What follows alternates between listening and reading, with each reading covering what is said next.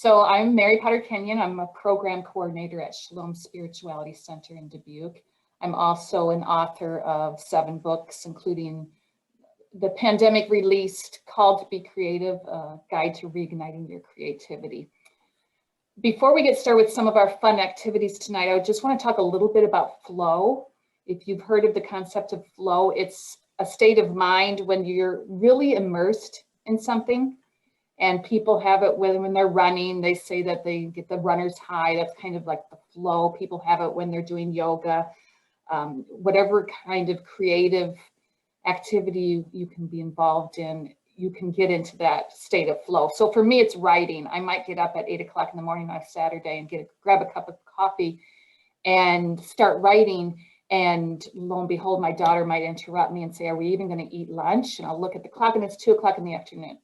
So that's a state of flow, and it's actually good for us to find activities that we can get into a state of flow with, because it's correlated with happiness.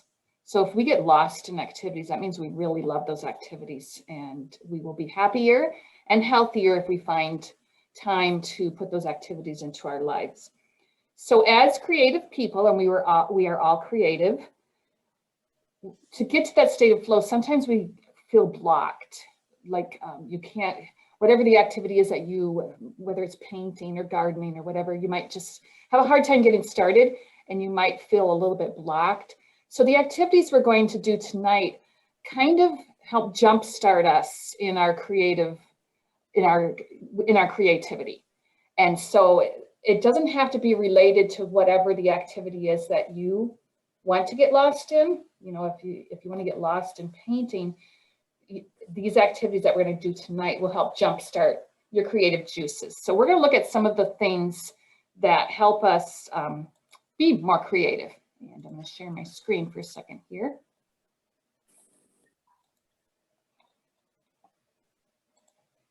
So these are some things that make us more creative. Divergent thinking is a type of thinking that's kind of outside of the box. Now, we all grew up, went to school and had to fill in the blank tests. That's called convergent thinking.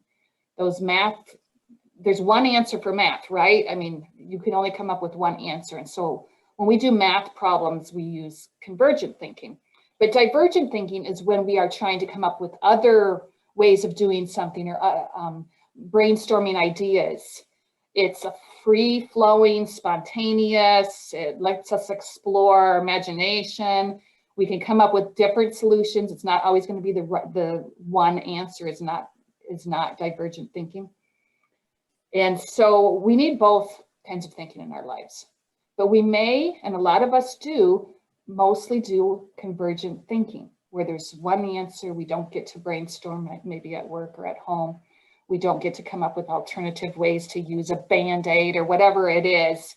We are used to coming up with a logical step to get to a logical answer.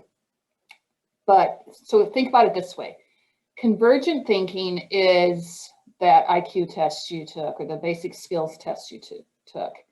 It's required for getting the right answer for things. But divergent thinking, it's those people who came up with that test and came up with those different patterns. If you've ever seen the ink blot test, they're using divergent thinking or thinking outside of the box. So that's one thing that we need to maybe practice, and the activities we're doing tonight will help you practice divergent thinking.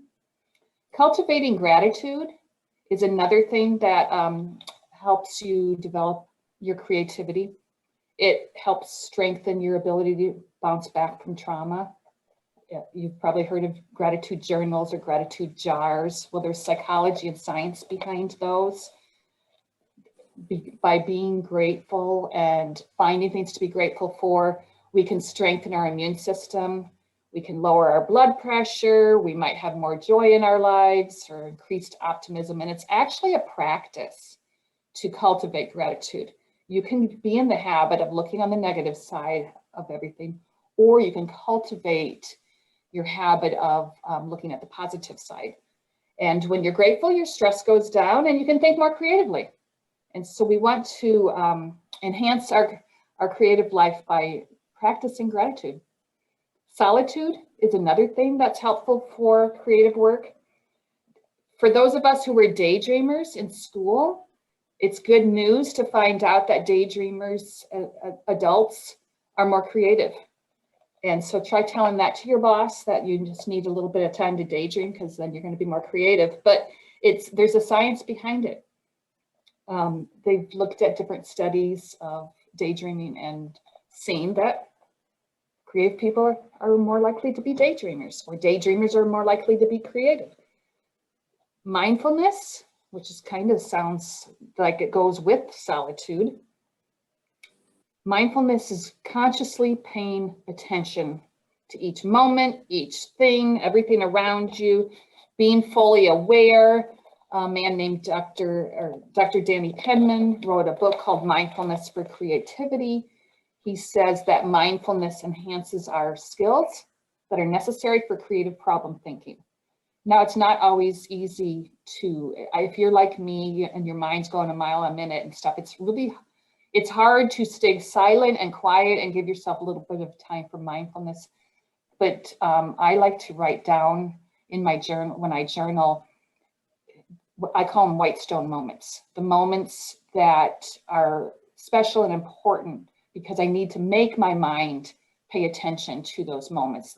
My daughter walking down an aisle, you'd think that you'd be fully in the moment, but my brain just tends to move around. So I just consciously do that, be mindful of those moments. And people who like to take pictures, photography, they might naturally be mindful of those moments when they're taking pictures.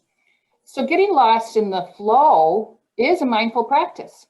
If you're getting lost and those minutes are just flying by, that's a mindful practice. You're paying attention to one thing, whatever it is you're doing. So drawing, painting, writing, photography, they all are naturally meditative. But mindfulness alone is not enough. You can daydream all you want and you can pay attention all you want, but at some point you need to start acting on what it is that you want to do. What creative activity do you want to do? Another thing that they see contributes to creativity is time spent in nature. I mean, you can't be out in nature and see a beach or a mountain or the trees or the flowers without just connecting and being a little bit mindful. Even looking at pictures of nature, science shows your brain is slowing down and getting something out of that. Another thing is trying new things. And so there's a value to stretching your imagination. There's a value to just trying new things, even if you don't do very well in it. That's okay. Having fun is important. Having fun and playing. We forget how to play. You don't have to tell a child to make imaginary things out of sticks or the sand or playing in the dirt. But we kind of forget that as adults, we need that in our lives too. And part of that, the trying new things, is allowing yourself to fail. And again, as adults, we don't like to see ourselves fail. So if we're doing a painting and it doesn't look like somebody else's painting, or it doesn't look like something that you would hang on a wall, we think we've failed at it. Forgetting that it takes a lot of time and a lot of effort to build up the skills with whatever it is that you want to try or have fun doing. So we have to allow ourselves to fail. Spending time with creative people is something else that makes you more creative. So hanging out with creative people can make you more creative. Jim Rohn is a motivational speaker, and he's the one who was credited with the saying, you are the average of the 5 people you spend the most time with. So think about that for a moment. Who are the people you spend the most time with? You will become more like those people. In The Startup of You, which is a very good book, Ben Casanoka and Reid Hoffman say the best way to improve your good qualities in yourself is to spend time with people who are already like that. So if you want to be more creative, you want to hang out with creative people. If you want to increase if you want to learn how to knit, hang out with people who are knitting. I mean, it just makes sense. Mary? And the other, Okay, when you first started that segment, can you repeat that first quote that you said? Jim Rohn is a motivational speaker, and he said, you are the average of the 5 people you spend the most time with, which can be scary for some of us if we think who we're spending the most time with, but also it can make us choose wisely when we join groups or when we get into activities.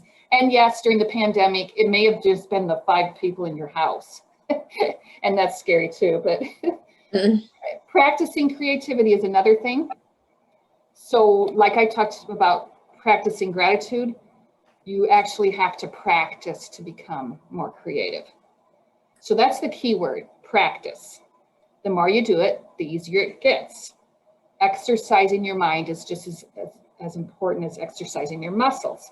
So the creative activities we're going to do tonight can jumpstart those creative muscles. So if you got the packet at the library, you should have this sheet in the packet, and it's a 30-circle challenge. I am going to give you 3 minutes, and these are your directions. So pull that sheet out. I want you to turn as many, with a pen or a pencil or a crayon or whatever you want to use, turn as many of these blank circles as possible into recognizable objects. That's the only directions I'm giving you. I'm going to give you 3 minutes, and you're going to turn as many of these blank circles as possible into recognizable objects. And go.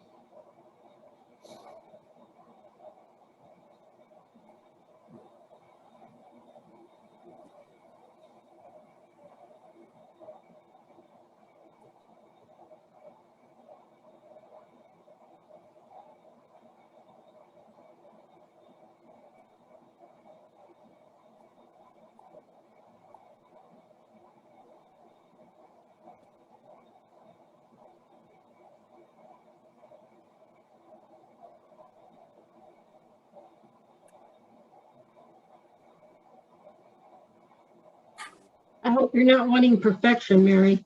Definitely not. You only had 3 minutes. Which is about now. So how many got more than 10 circles filled, or how many did more than 10? So it's not a contest, and it doesn't matter how many you did, but what happened? Do your little circles look like a cookie or a baseball or a basketball? Is that what you ended up doing with your circles? Okay. A dial. Make a dial. Oh, okay. You know, where you, yeah. Yeah. So what this test kind of is, if you're thinking convergent thinking, you are taking that circle literally and you are literally trying to make it look like something. So you might see somebody makes it into a chocolate chip cookie, or somebody else makes it into a smile face, or another person might. And it's not really about how many you do. It's more if your brain is used to divergent thinking and thinking outside of the box, you may have attached some of the circles to each other and made a caterpillar, or you may have attached them and made a snowman. You may have, like, we're thinking outside of the box. So this is just a fun activity now that you know what it is, to try to do it again another time. But this time, maybe think outside of the box and attach some of those circles, or the sun rays coming out of the circle instead of everything inside of the circle. So did anybody have anything really interesting they want to share with what they did with their circle? I don't know if you can see it because it's in pencil. I don't know if you can see it. Okay, so it looks like, from what I can see, it looks like some of the things are outside of the circle? Yeah, a little bit. The Yeah. bicycle, Oh, the cool. pig, I don't know how you see that. That's awesome. Okay, the Steve. logbook. Okay, so you naturally, which means you probably have more practice doing divergent thinking, you naturally did divergent thinking by doing that. So it wasn't really about how many you filled. It's kind of about what are you doing with these? And so now that you know, next time you get those circles on the paper, try doing kind of what Darcy did and going outside of those circles. So that's divergent thinking. So Darcy, that tells me that you are used to thinking divergently. And I'm not surprised, since you are an artist and a writer, that you did that. Unless you cheated and you knew what I was going to do, but I don't think No. so. So that is one activity, and you can make more of those circle sheets, or just make the circles yourself, or test somebody you know, that a teenager or something, and just see what they do. See if they are a younger child yet, and I suspect you might see a big difference in the kids who are in school, who have to fill in the blanks and they're told how to do everything, than somebody maybe preschool age who would probably, just have a blast doing something with those circles. The next activity we're going to look at is another Jumpstart activity. Let's see if I can move it. These are called mind maps. And a mind map is a way of organizing your thoughts. It doesn't look like it, does it? It looks like disorganized thoughts, but it is a way of organizing your thoughts that forces you to use both sides of your brain. Instead of our outlines that we did in school, chapter 1, A, B, C, chapter 2, A, B, C. A mind map starts with an idea in the middle. So that middle idea is, I'm going to show you some examples here in a minute. So that middle idea, that middle circle, is what you are going to do a mind map on. If you don't have another thing that you want to do it on, you can do it My More Creative Life. That's what I did. And so the mind map, you've got that central topic, and then you're going to circle it or square. And if you're creative and you want to doodle it and make it pretty like a sunshine, or use colored pencils, that's the way your mind works, that's fine. But you're not going to take a lot of time with your mind map, because that slows down your thinking. And so from that central topic, you're going to branch out. And again, don't go slow. Some of the things won't make sense to you. And then from those next subtopics, you're going to branch out even farther. So you can see, when I was looking at My More Creative Life, I wanted a more creative life. This is probably like 2017 that I did this, or 2018. I thought, well, my writing, my public speaking, the workshops I'm doing, my personal life, how can I get more creative? And then I went out from the writing and I thought, well, I could finish my book up. I could maybe do a video blog, and then the public speaking, maybe I could do a vision board. And you can see vision boards in there a couple times. But the farther out you go, and I highlighted those in green, the more different the ideas come. So I had not thought of doing a vision board before, which is basically you envision. I thought I would envision what I wanted my life to be like, and I would do it on a bulletin board, and I would rip out pages from a magazine and stuff. Well, I eventually started doing classes in Vision Board because I started having so much fun with them. I don't know if I would have come up with that Vision Board idea if I didn't make a mind map like this back then. So here's another one. And this time, the central idea was the book I wanted to write. So again, this is an old mind map that I did. I started doing mind maps a few years ago. And I thought, okay, the title of the book might be Everyday Creative, because it's going to be about being creative in your everyday life. So there's the title. And then I went out, as you can see, what is creativity? What resources would I include? What are the arts? What constitutes creativity? What are the arts? And painting, drawing, homemaking, sewing. I was thinking of all these different arts. The art of slowing down, being mindful.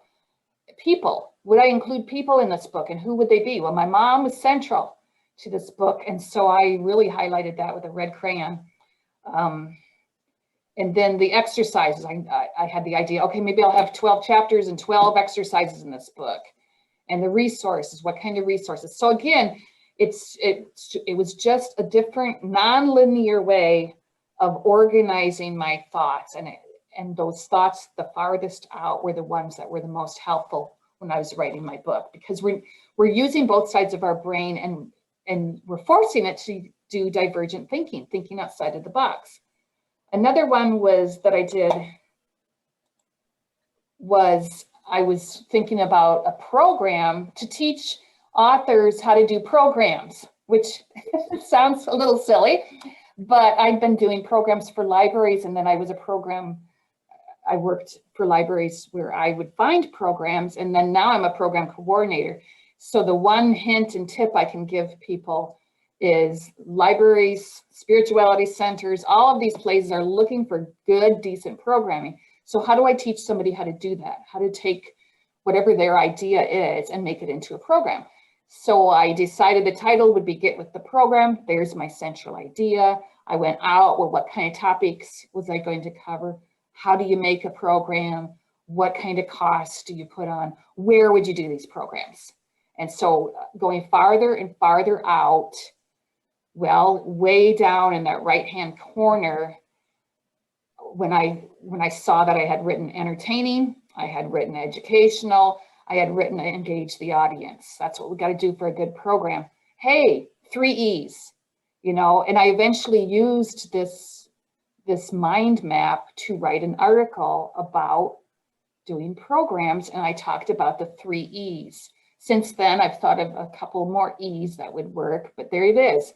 Your program should be educational, it should be engaging, and it should be entertaining. Again, I am not sure I would have come up with that idea if I hadn't made a mind map.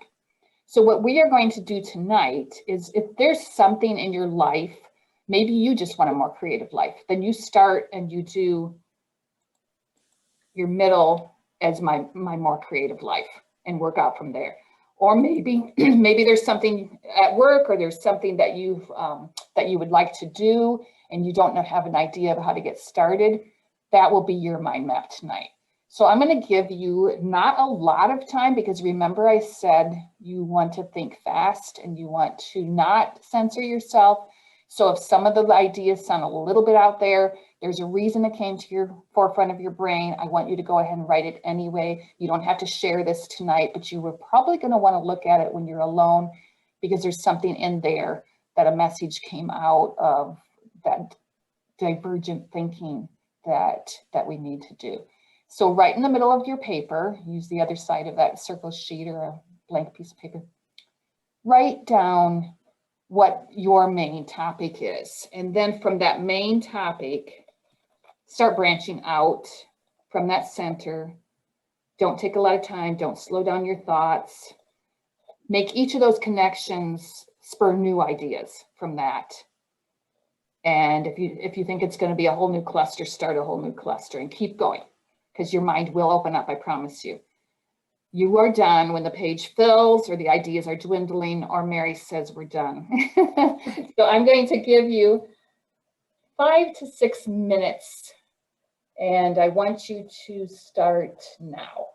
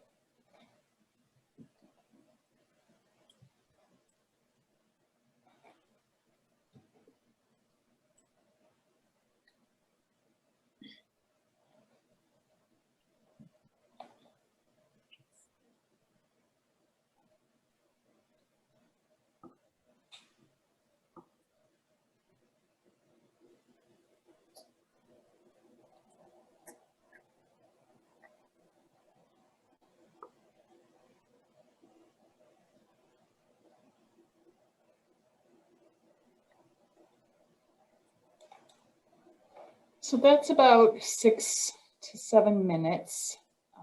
And you can do these mind maps for if you have an important thing you want to write or a program you want to plan or at work or just something you want to figure out in your life. You've got a dilemma you want to work out because it forces you to use both sides of your brain. And you might, you don't have to share your whole mind map, but is there something that maybe popped up on your mind map that was surprising to you or that you didn't expect that you would want to share?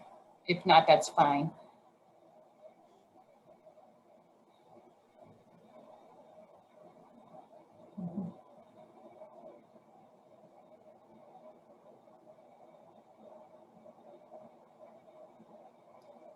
For me, a lot of the stuff that's on the mind map is stuff that I know in the back of my head I want to do, and I need to do it.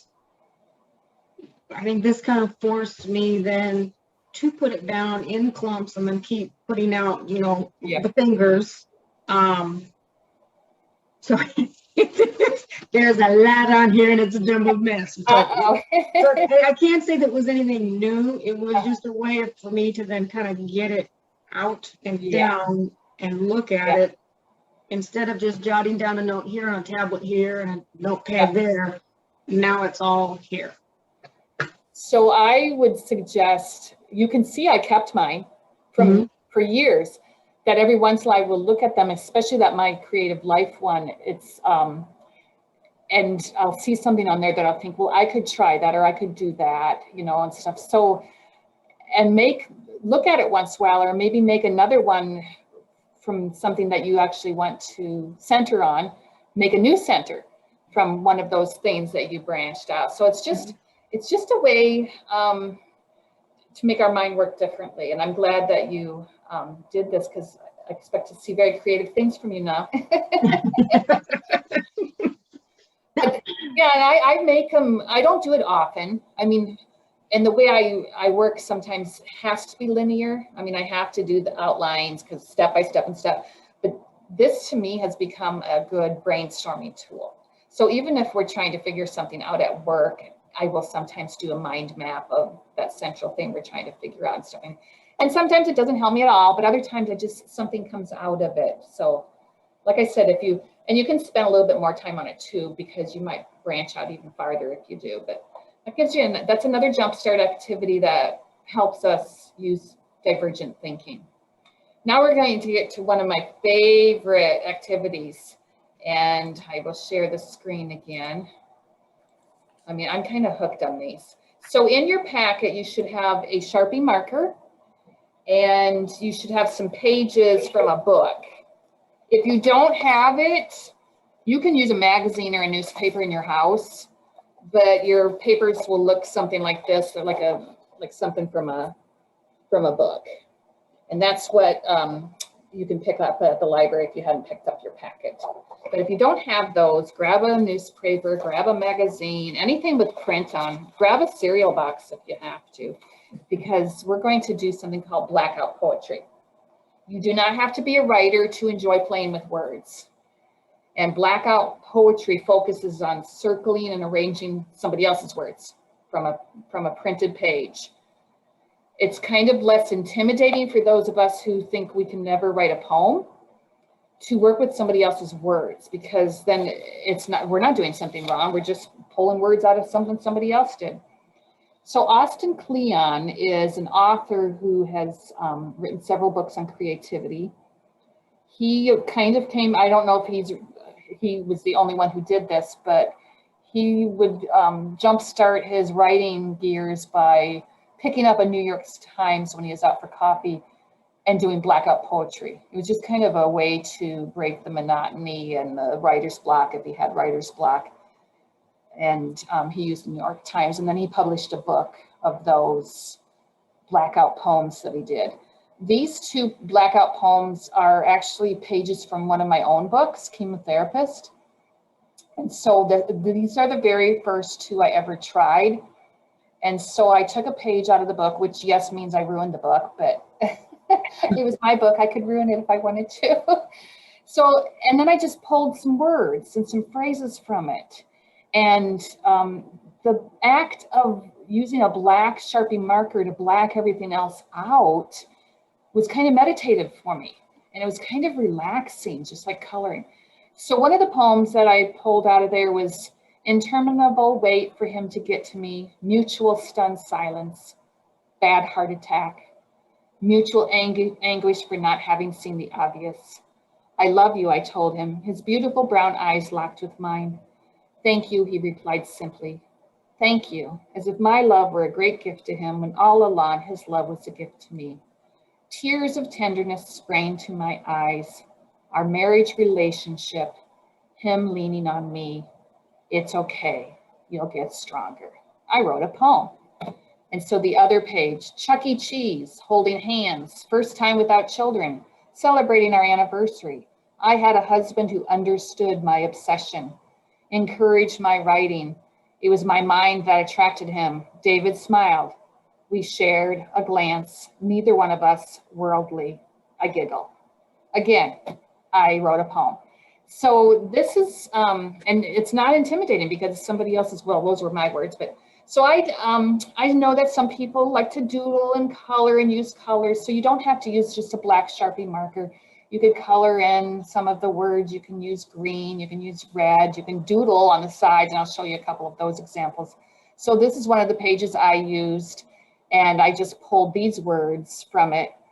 In the heart of the woods, the path is forgotten, seasons awake, rise up, nothing dies there, birds in the nest, every one of them alive, just as the fairy spell touched them. So again, it was fun. I wrote a poem. Yeah. So you can see that some people get really creative with this and use color and designs. But what you're going to do, and you don't have to do this, I'm sure this takes a lot longer than what I'm going to give you.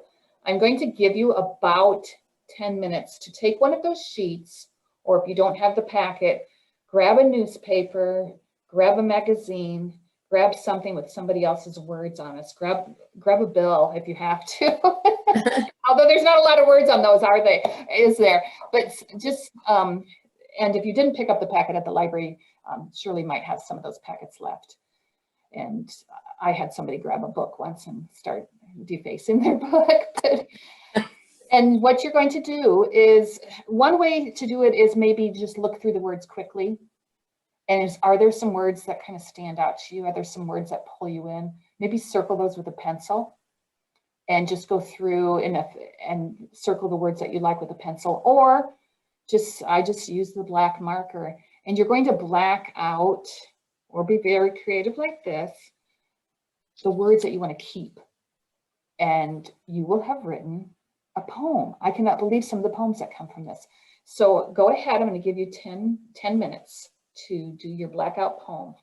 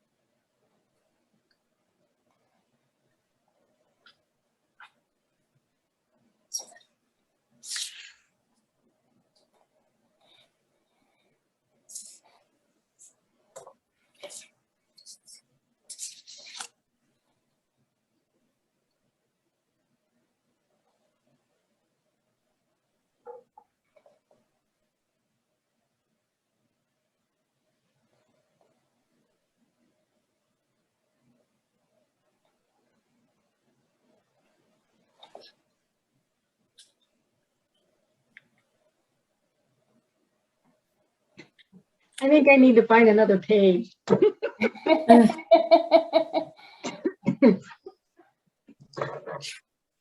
don't know, it just doesn't sound right once I blacked it all out and then read it. Oh no, start a new one. You got a few minutes. You got 3 minutes.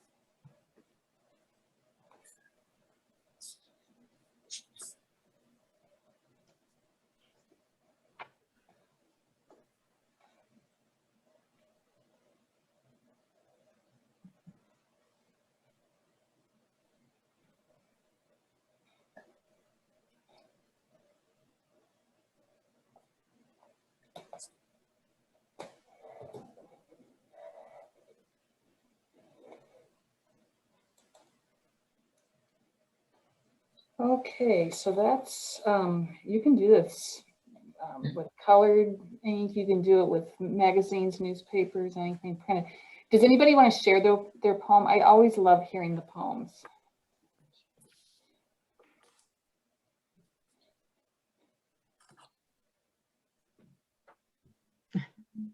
You didn't like it, Darcy? Share it anyway. Be brave. So it was a little piece of paper that was in Diane's whimsical thing. Okay, so the toil of trace and trail. And I put everything in this order: a woman, wife and sister, apprehensive, a great deal of effort, manner, method, awkward, unwashed, fluttered in the way of her unbroken chattering, discovered, overlooked, abide nowhere else, grinning and winking. I love it. It sounds like a poem to me. Jennifer, do you want to share yours or not? Excuse me? Would you want to share yours? Oh, sure. Okay. It's the wool and water one. Effective living backwards. Living backwards, I never. One great advantage, memory works both ways. Things you remember best, things that happened the week after next. That's I the love end. it. I love it. But, I mean, but to me, it sounds like a poem.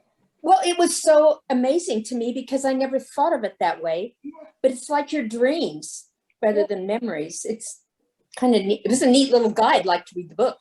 Yeah. Yeah. So yes, I hope you guys will do these again because it's kind of fun. And I cannot believe the poems that some people you come up with because we're not intimidated. We're not, oh, we're going to do this wrong, or because we're just circling words and blacking out others and stuff. So it's just a fun thing to do. Yeah. Thank you for sharing those too. All right. So if you like some of the poems that you create, and you are on social media, you can actually go on Twitter or Instagram or Facebook and use that hashtag blackout poetry, because where I got those sheets was from a book, and darn it, I'm sorry, I don't have it with me. I can't remember the name of the book, but the whole book is just sheets, pages of blackout of poetry or words to black out. Some even have pictures on and stuff. And the author of that book will look for your poems. So you can also go to the Instagram account, Make Blackout Poetry, and find him and see what other people are doing, or post on Instagram using that hashtag Make Blackout Poetry. So these are poems you could share, and I've seen people share theirs. And yeah, some people get real creative with color and design because that's how their mind works. But just I'm fascinated by some of the poems that people come up with. So you have a permission slip in your packet if you picked it up from the library. And these are things I want you to think about, because sometimes we need permission. We think of being creative as something to do during our leisure time, and a lot of us think we don't have any leisure time, and so then we never do anything creative for ourselves. But we are happier, we are healthier if we start doing some creative activities in our everyday life. And so tonight you get a permission slip. So you now have permission for these things, to remind yourself of the things that you love doing as a child, because sometimes what we are created to do, or what we're designed to do, or what we'll be good at, the secret is in our childhood. So if we can look back and see the things we were naturally drawn to, did you love doodling? Did you love playing in the dirt? That might mean that as an adult, you need to get out in nature more, maybe garden. Did you love watching your grandmother bake and want to always make cookies with her? That might mean that you need to get into the kitchen a little bit more and do some of those things. So I give you permission to remind yourself of the things that you love doing as a child. I give you permission to start thinking outside of the box. The things don't have to fit inside of a circle. We don't have to do outlines in a linear pattern. You can just start thinking a little bit differently. I want you to have permission to schedule some time to create. So schedule time for do some more blackout poetry. Maybe on a Saturday morning or every Friday night, you're going to give yourself a little bit of time to create something. Give yourself some regular periods of solitude, because that's when the creativity comes. I give you permission to try new things. And not only that, I give you permission to fail. Have fun doing it, not worry what it looks like, try new things. I give you permission to surround yourself with things that give you joy. If there's things on your wall or things on your desk, or you want more color in your life, buy a couple of red pillows, a pop of color on your brown or gray couch.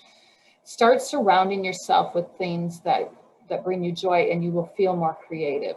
I love blue walls. I mean, blue is supposed to be a color of creativity, and so I gave myself permission to paint a wall in my house blue, even though my daughter didn't like it.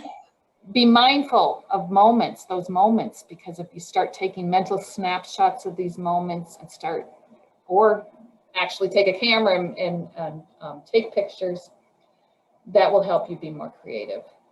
Give yourself permission to be kinder, not just to other people, but to yourself.